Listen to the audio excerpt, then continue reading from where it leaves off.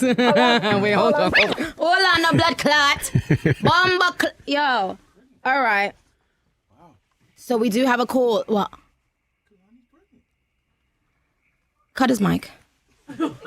Hey, I'm gonna let you introduce yourself, darling. You're on, and I know you don't have a lot of time. You got like 13 minutes left. Thank you for calling into Queen Radio. First of all, who are we talking to? You talking to TaxStone? What's going on, Nicki? How you feeling? TaxStone, how are you? I'm not all right. I'm still in jail, but I'm decent. You know what I mean? I'm maintaining. It's just regular. Just watching the state of the culture right now in the game and all the wild shit going on. What's up with you, Queen? What you been dealing with? Queening, winning, living life, being very happy. Every day I wake up and I'm so blessed and proud of where I came from a fucking raggedy 2-bedroom in Southside Jamaica, Queens, heating up the house with the oven and food stamps and sugar water and syrup sandwiches and shit like that while motherfuckers can't bring the queen down and shit like that, kid.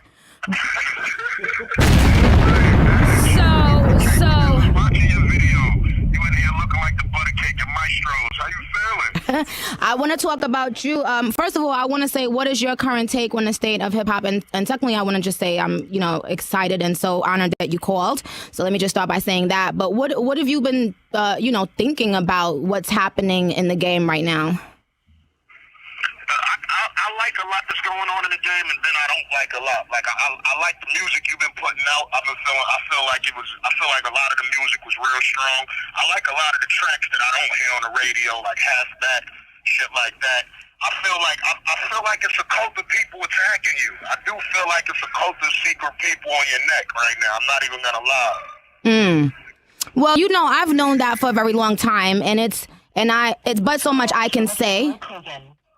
It's but so much I can say without sounding like a crazy psycho, especially as a black woman. They try to paint you as a crazy black lady. And you can't be too strong. Right. And I realized that people of other races are very intimidated by black women who have a strong voice. They want us to be the caricature of what black women should be most of the time so that they feel comfortable with being around us. But I mean, you don't only have to talk about me. What are you thinking in general? Like what tickles your fancy lately? I think the game is so internet driven now, which is a gift and a curse, because it's like you could just start something tomorrow and get streams on your record tomorrow. You could like create a gimmick and just get quick streaming. I think that it's cool, and I think that it's a curse at the same time. Mm-hmm. I was watching some of the shit that was going on with you, like when they was attacking you because you was working with Tekashi, and I didn't really understand it because I felt like, people was working with R. Kelly right after allegations came out and tapes came out of him having sex with young women, and nobody was bashing those dudes that was working with R. Kelly. So how could you come at somebody for working with Tekashi when he's talking about the same shit that every other rapper is? You know what I mean? Mm-hmm. I felt like it was a lot of people exercising certain rules only with certain people, like flexible principles and bendable morals. And I'm not really from that. I'm from a land where you keep it solid all the time and you're consistent with your criticisms or whatever it might be. But I think the game is dope right now. I'm not gonna lie. I like the streaming is counting for sales.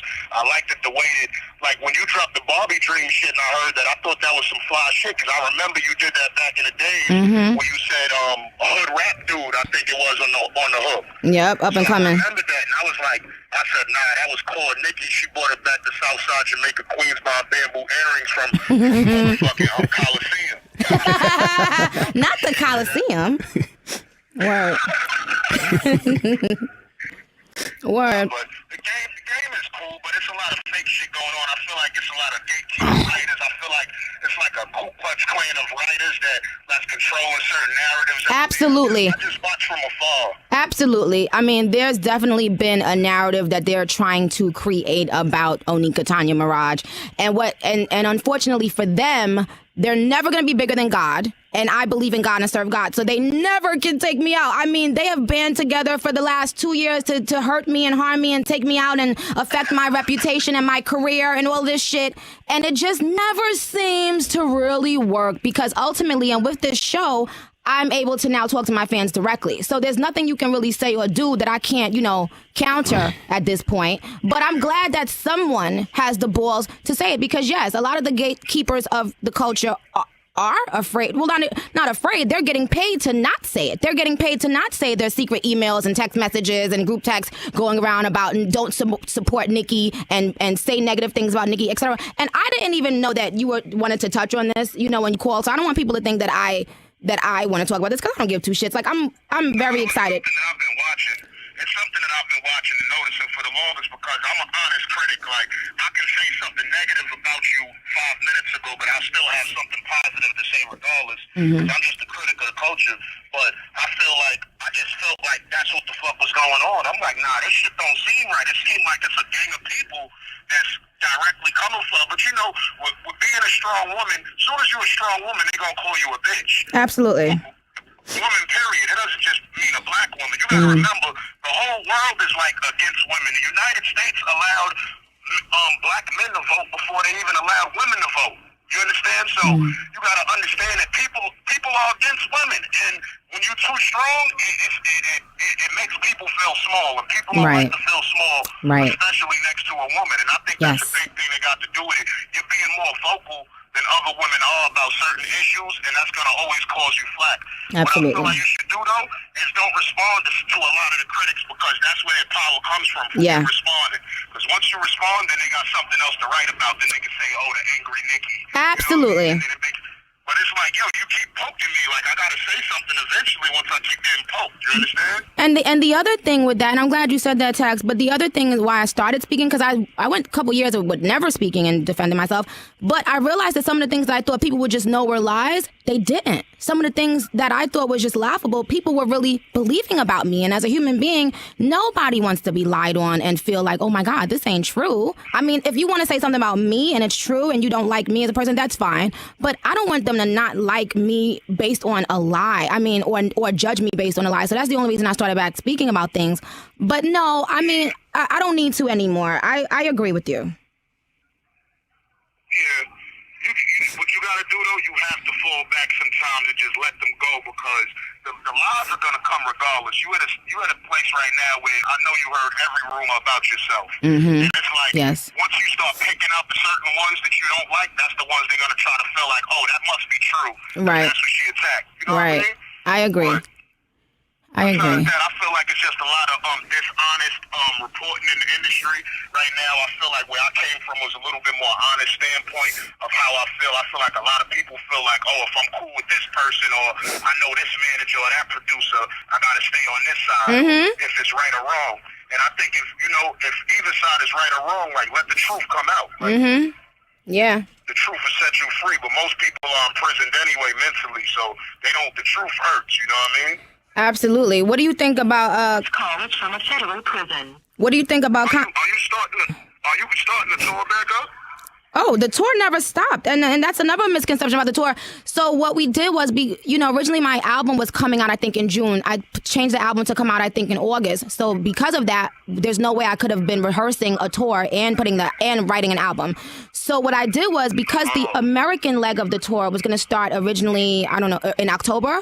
So now I'm making the European leg start first, and we go out in, is it January or February for the European? I do my Australian leg in January. I do my European starter in February with Future. Shout out to Future. And then and I have a big surprise. I can't say yet, but I can't wait till I am able to say it. And then I do my American tour that starts in, is it May or June? My American tour starts in May. So nothing like literally, but thank you for asking about that because I did want to speak about that. You guys, the American tour, I have a big fucking surprise and I'm so fucking excited. That's why everything happens for a reason. But when we make the announcement about who we're going with on the American tour, I'm going to be really excited about that. But yeah, that never changed. But I did want to ask you, did you have any opinions on Kanye's conversation recently with Donald Trump? Kanye is Kanye. I've been studying a lot of Kanye lately, just watching his movements, and I think this dude is just one of the greatest marketers of our time. Anytime he has something to sell, he reaches like the the highest echelon of news, like from the. So what I did was because he was genuine during Hurricane Katrina when he said George Bush don't like black people. He still was selling something at the moment, and every time he's selling something, he creates a splash and he makes people talk about him. Like I feel like Kanye is a smart attention whore, and people always gonna give him the attention. And I respect it. I still feel, even though I don't like Trump, I still think dude should have a dialogue with him to bring him a little bit closer to where we are. This dude has been a billionaire most of his life. He's too far detached with the hood to even understand what's going on with the hood, what's going on with prison reform, what's going on with black men across the country. He's too far away, and he has to come close. And if it has to happen through hip-hop artists, through reality stars, then so be it. Because something got to change regardless. Yeah. Well, I will say that Kanye said yesterday that he made Donald Trump create a hat that no longer says "Make America Great Again," but it says "Make America Great." So I feel like Kanye is hearing the voice of the culture and I think he's trying to appease both sides. Does that matter? Yeah, I agree. Yeah. I agree. Well, both sides have to be heard. Both sides have to be heard, right? Yeah. It has to happen like that. It has to, but because the "Make America Great Again" slogan should have never been said to begin with, because America was never great. Right. It was never great. So when they say that, the only thing I can think back is, what you want to bring it back to where it's completely free labor for us? Right. Because that's when y'all probably was making the most money. Oh, absolutely. And that's what they're doing with the prison system now. So I don't know when the hell America was great again. So that was my issue with Kanye wearing the hat. So I'm cool with getting him to change the hat to "Make America Great." Right. That's the first positive step. Absolutely. I agree. Because I feel like it's acknowledgement that America was never great in a lot of, people's minds. So, no, it wasn't great. One more thing I want to ask you. Who is your favorite street nigga right now, like rapping in the street, like a young nigga coming up? Favorite street nigga? He's not even home yet. Easy Moolah. He'll be home in 3 months from the feds. He was a problem before he went in. He's going to be a problem as soon as he get home. So they should just start the bidding war now. All right. Yeah, he's a problem. He's going to be the next one coming out of New York City. Now, it's Queen Radio, so I can't let you leave without asking you at least one sexual question. Oh, this is a sex show? Oh, I'm horny as hell. I'm horny as hell. We got to make that a soundbite.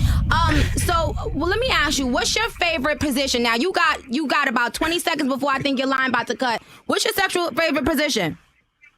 I like to be ridden by an equestrian with slightly droopy titties, because I like the titties to slap me in my nose while they ride me. I like that too. I like brushing my titties over your lip while I'm riding. I mean, not yours, but but not, you know what I mean. Nicki, please don't have me going back to my cell jerking off.